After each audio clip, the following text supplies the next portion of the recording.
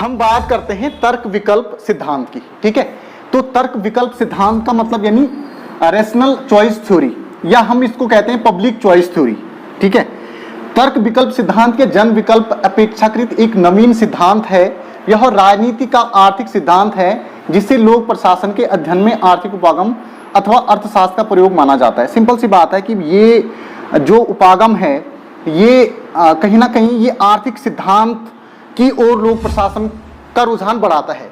यानी अभी तक हमने पब्लिक एडमिनिस्ट्रेशन में देखा, जैसे वैज्ञानिक प्रबंधन सिद्धांत का हमने जिक्र किया, तो हमने वैज्ञानिक प्रबंधन सिद्धांत के तहत देखा कि भाई ये कहीं ना कहीं संगठन को मजबूत करने की कोशिश कर रहे हैं। पारिस्थितिक सिद्धांत के तहत, पारिस्थितिकीय सिद्धांत के तहत भी हमने देखा था कि भाई कहीं ना कहीं जो संगठनिक परिवेश है और वहां के व्यक्तियों के बीच के जो अंतर संबंध है तो उनको देखने की हमने कोशिश की।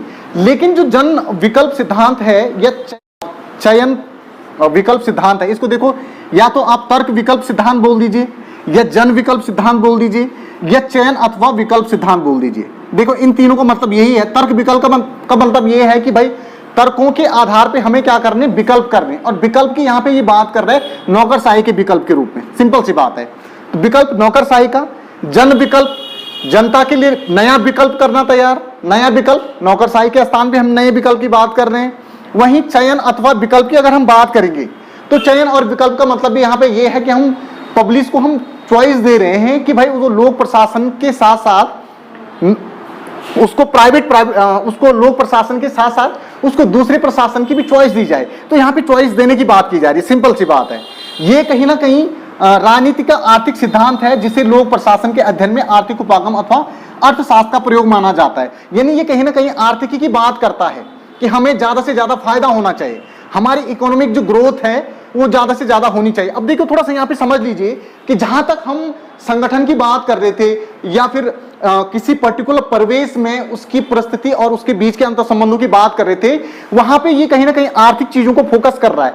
वो बोल रहा है कि ठीक है संगठन तो ठीक है, लेकिन ये संगठन कैसे बेहतर काम करे, तो इसके लिए हमें इसको क्या करना चाहिए, इसका संस्करण हमें तैयार करना चाहिए। अब देखो ये संस्करण तैयार करने की बात कर रहे हैं, हम नॉर्मल संगठन की बात कर रहे हैं। ठीक है, अभी तक हमने सब कुछ संगठन के अंतर्गत पढ़ा, चाहे वो हमारा वैज्ञानिक प्रबंधन सिद्धांत है या पारिस्थितिक सिद्धांत है या कोई और थ्योरी हम आगे भी पढ़ेंगे, तो उसका भी हम क्या करेंगे, हम संगठन को फोकस कर रहे हैं। लेकिन ये संगठन के विकल्प की बात कर रहा है, किसकी बात कर रहा है? अब संगठन के विकल्प का मतलब यह है कि संगठन में जो कहीं ना कहीं जो नौकरशाही है, तो संगठन में नौकरशाही के विकल्प की बात कर रहा है। ठीक है, अब ये संगठन में नौकरशाही की विकल्प क्यों बात कर रहा है? क्योंकि ये कहीं ना कहीं आर्थिक तरीके से संगठन को देख रहा है, ये बोल रहा है कि संगठन बढ़िया तरीके से काम नहीं कर रहा है, और अगर हमें ज्यादा से ज्यादा फायदा पहुंचाना है, हमें अपने लक्ष्यों को जल्दी से जल्दी ग्रोथ करना है, या फिर अपने लक्ष्यों की पूर्ति को हमें बहुत अच्छे ले, देखो हम सिंपल सी बात है कि संगठन जहां पे आ गया वहां पे लक्ष्य तो आएंगे आएंगे। संगठन का मतलब कुछ निश्चित लक्ष्यों की पूर्ति के लिए बनाए जाने वाले जो एक चेन होती है उसको हम संगठन कहते हैं। सिंपल सी बात है, तो संगठन तो लक्ष्य आएंगे ही आएंगे, लेकिन ये कह रहा है कि भाई हम इसको आर्थिकी क्यों बोल रहे हैं, तो ये अधिक से अधिक लाभ कमाने के संदर्भ में बात कर रहा है। ये विकल्प दे रहा है नौकरशाही को, क्यों? क्योंकि अधिक से अधिक लाभ कमाना चाहता है, तो इसलिए इसको हम आर्थिकी सिद्धांत बोल रहे हैं। कहने का मतलब यह है कि मैं ये बात इसलिए कह रहा हूं, हम आर्थिकी सिद्धांत कह रहे हैं। आर्थिकी सिद्धांत हम इसलिए कह रहे हैं क्योंकि ये अधिक से अधिक इकोनॉमिक तरीके से ज्यादा फंडिंग करने की उस पर बात कर रहा है कि भाई हमें ज्यादा से ज्यादा फायदा कैसा हो। संगठन को कुल मिलाकर के आर्थिक दृष्टिकोण से देखने की वकालत कर रहा है, इसलिए हम इसको आर्थिकी सिद्धांत कह रहे हैं। सिंपल सी बात है। ये तो हमने एक बेसिक थीम समझी कि भाई हम इसके अंदर क्या पढ़ने वाले हैं। हम अगर इसकी स्टार्टिंग की बात करें तो ब्रिटेन की लौह महिला मार्गरेट थैचर द्वारा 20वीं सदी के 70 के दशक में जो राज्य न्यूनता का समर्थन किया गया, आगे चल करके यही जो राज्य न्यूनता का उनका समर्थन था, आगे चल करके यही जो विचार था ये तर्क विकल्प सिद्धांत के रूप में आया। अब देखो यहाँ पे समझने वाली बात है कि ब्रिटेन की जो लौह महिला है मार्गरेट थैचर, तो 20वीं सदी के 70 के दशक, यानी 20वीं सदी के 70 के दशक का मतलब क्या है, 1970 के आसपास की ये बात करनी। ठीक है, 1970 के दशक में मार्गरेट थैचर क्या बोलती है, क्योंकि ब्रिटेन की प्रधानमंत्री होती हैं उस समय, और ये बोलते हैं कि राज्य का काम न्यूनतम से न्यूनतम होना चाहिए। राज्य न्यूनतम का सिद्धांत ये देती हैं। इस तरीके से क्वेश्चन आ सकता है, ये क्वेश्चन पिछली बार आया था लेकिन थोड़ा क्रिटिकल तरीके से आया था। तो राज्य न्यूनता की ये बात करते हैं। राज्य न्यूनता का मतलब यहाँ पे ये है कि सरकार सिर्फ दो कार्य करे। पहला काम कानून व्यवस्था को बनाना और आंतरिक सुरक्षा को लागू करना। यानी 1970 के आसपास मार्गरेट थैचर कहती है ये राज्य न्यूनता के सिद्धांत की बात करती है। राज्य न्यूनता के सिद्धांत के तहत मुख्यतः ये राज्य को बोलती है कि राज्य के सिर्फ दो काम होने चाहिए। पहला काम कानून व्यवस्था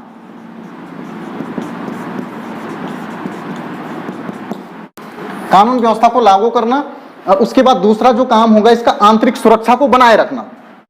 तो हमने बात की कि भाई 1970 के आसपास कहीं ना कहीं जो मार्गरेट थैचर थी, ब्रिटिश के प्रधानमंत्री थी, उनके द्वारा एक राज्य न्यूनता का सिद्धांत दिया गया। इसके तहत उन्होंने बोला कि सरकार को या राज्य सरकार को कुल मिलाकर के सिर्फ और सिर्फ दो कामों तक हमें सीमित करने की आवश्यकता होनी चाहिए। हमें सिर्फ उनसे कानून व्यवस्था को लागू करवाने वाला काम करवाना चाहिए, साथ ही साथ आंतरिक सुरक्षा को बनाए रखने की व्यवस्था उनके हाथ में देनी चाहिए, और काम उनसे शिफ्ट करके प्राइवेट कंपनी को देने चाहिए। तो इस तरीके की वो बात करती है। यहाँ पे सिर्फ और सिर्फ ये यहां तक ही बात करती है कि भाई इनके दो काम ही होने चाहिए, बाकी प्राइवेटाइजेशन की बात आगे खुल करके सामने आती है, लेकिन ये सिर्फ इस तरीके की बात करती है। इसे अब देखो, जब इस तरीके की ये बात करती है तो जो निजीकरण की जो आगे लहर हमें देखने को मिलती है 1990 के आसपास, तो कहीं ना कहीं इन्हीं के विचारों का जो प्रभाव था, निजीकरण को ये सबसे पहले लागू करने की कोशिश करती है। यहाँ पे निजीकरण की तो बात की जा रही है कि भाई सरकार कम से कम काम करे, तो इस तरीके से आगे इनके विचारों का जो रुझान है वो निजीकरण के रूप में हमें आगे देखने को मिलता है। यानी देखो, कहीं भी कोई भी विचार आता है तो उस पर धीरे धीरे काम होता है, आगे चल करके उसका बड़ा रूप आता है। तो यानी इनके विचार काफी ज्यादा सपोर्ट करते हैं निजीकरण को। यहीं से कहीं ना कहीं एक लहर हमें देखने को मिलती है।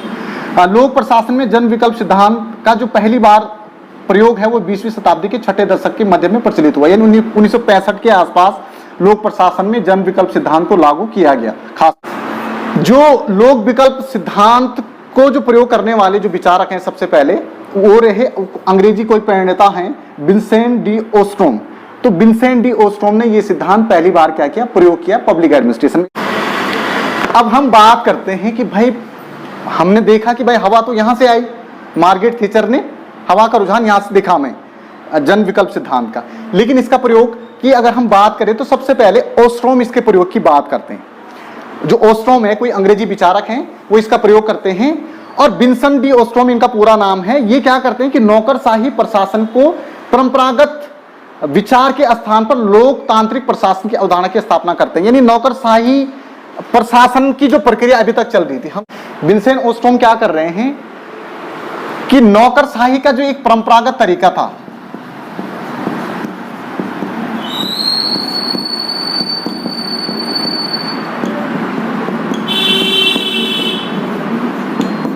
ठीक है, नौकरशाही का जो परंपरागत तरीका था, इसके स्थान पे लोकतांत्रिक प्रशासन की अवधारणा की वकालत करते हैं। तो यानी जो ओस्ट्रोम है, ओस्ट्रोम क्या कर रहे हैं कि अभी तक जो परंपरागत नौकरशाही का एक जो तरीका चल रहा था, उसकी जगह ये किस तरीके के इस्तेमाल करते हैं, लोकतांत्रिक प्रशासन की अवधारणा की ये बात करते हैं। तो लोकतांत्रिक प्रशासन की अवधारणा का मतलब क्या है, लोक सेवकों को ज्यादा से ज्यादा अवसर प्रदान करना। यहां पे लोकतांत्रिक प्रशासन की अवधारणा का मतलब क्या है, ज्यादा से ज्यादा अवसर प्रदान करना। ठीक है, तो सिंपल सी बात है कि विंसेंट ओस्ट्रोम जो हैं, उन्होंने जो परंपरागत नौकरशाही है उसको रिप्लेस करने के लिए उन्होंने लोकतांत्रिक प्रशासन की अवधारणा का प्रयोग करने की कोशिश की। इसके तहत जो लोकतांत्रिक प्रशासन की अवधारणा है, इसके तहत कहीं ना कहीं जो नौकरशाह हैं, उन नौकरशाहों या लोक सेवकों को ज्यादा से ज्यादा अवसर दिए जाएं। अवसर का मतलब उनके पास चॉइस हो। वो अगर सपोज कोई विकासात्मक कार्य है तो विकासात्मक कार्यों के लिए ठीक है, हमारा ऑर्गेनाइजेशन है, हमें कोई काम दिया गया है, तो हमें किसी काम को लेकर के, सपोज एक छोटा सा एग्जांपल ये है कि भाई हमने क्या करना है, पढ़ाना है, हमने लेक्चरर की भर्ती आ रही है, और लेक्चरर की भर्ती के लिए हमने क्या करना है, हमने रिजल्ट देने हैं। तो हमारे पास चॉइस होनी चाहिए। चॉइस इन द सेंस हमारे पास जो फैकल्टीज हैं वो फैकल्टीज अच्छी मात्रा में होनी चाहिए, मतलब वो चॉइस होनी चाहिए, हमें चॉइस ज्यादा दी जाए, हमारे पास बहुत सारी फैकल्टीज खड़ी की जाए, ठीक है, और हमें अच्छी चॉइस दी जाए। तो यानी लोक सेवकों को ज्यादा से ज्यादा चॉइस दिया जाए, जिससे वो अच्छा सा अच्छा काम कर सकें संगठन में या प्रशासन में। तो इस तरीके से जो प्रशासनिक जो क्रियाकलाप है उनमें सुधार आए। तो यहाँ पे सिंपल सी लोक सेवकों को ज्यादा से ज्यादा चॉइस देने की बात ये करता है ओस्ट्रोम, इस संदर्भ में ये बात कर रहा है। आगे ये क्या कहता है, ओस्ट्रोम ने अपनी पुस्तक the intellectual crisis in American public administration 2 बार आ चुका है यही क्वेश्चन। हाँ, एक बार तो ये इस तरीके से आया है कि इस पुस्तक का संबंध है तर्क विकल्प सिद्धांत से, और एक बार आया कि किसकी है ये पुस्तक। ठीक है, तो विंसेंट ने the intellectual crisis in American public administration में लिखा कि नौकरशाही संरचनाएं आवश्यक हैं, लेकिन एक उत्पादक और उत्तरदायी सार्वजनिक व्यवस्था के लिए पर्याप्त संरचना नहीं है। कहने का मतलब है कि नौकरशाही, ये इस किताब में भी यही बोल रहा है कि भाई नौकरशाह जो प्रक्रिया है वो बहुत अच्छी है, लेकिन सार्वजनिक अर्थव्यवस्था के लिए एक रिस्पॉन्सिबल व्यवस्था के लिए ये क्या है, पर्याप्त नहीं है। क्योंकि हमें इसमें सुधार करने की कहीं ना कहीं आवश्यकता है। तो कुल मिलाकर के ये उसमें सुधार करने की वकालत कर रहे हैं इस पुस्तक में भी।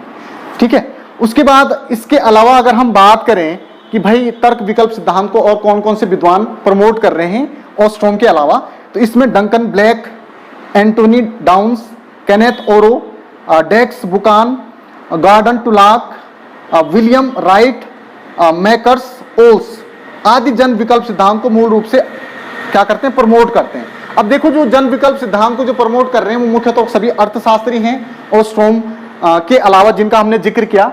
अर्थशास्त्री होने के साथ साथ वो इस सिद्धांत को यहां भी इस्तेमाल करने की कोशिश कर रहे हैं, प्रयोग करने की चेष्टा कर रहे हैं। तो मोटे तौर पे यही है भाई कि सिंपल सी बात है कि नौकरशाही के विकल्प को तलाशने की कोशिश की जा रही है, और ओस्ट्रोम भी इसी तरीके की बात कर रहा है। इसकी शुरुआत कहीं ना कहीं हमें मार्गरेट थैचर के द्वारा देखने को मिलती है। इसी तरीके का कंसेप्ट है इसमें। जन विकल्प सिद्धांत के सैद्धांतिक प्रतिपादन के लिए विलियम ए निक्सन को उत्तरदायी माना जाता है। अब देखो, विलियम ए निक्सन इसके अलावा हैं कि जिन्होंने इस सिद्धांत को सैद्धांतिक आधार पर प्रस्तुत करने की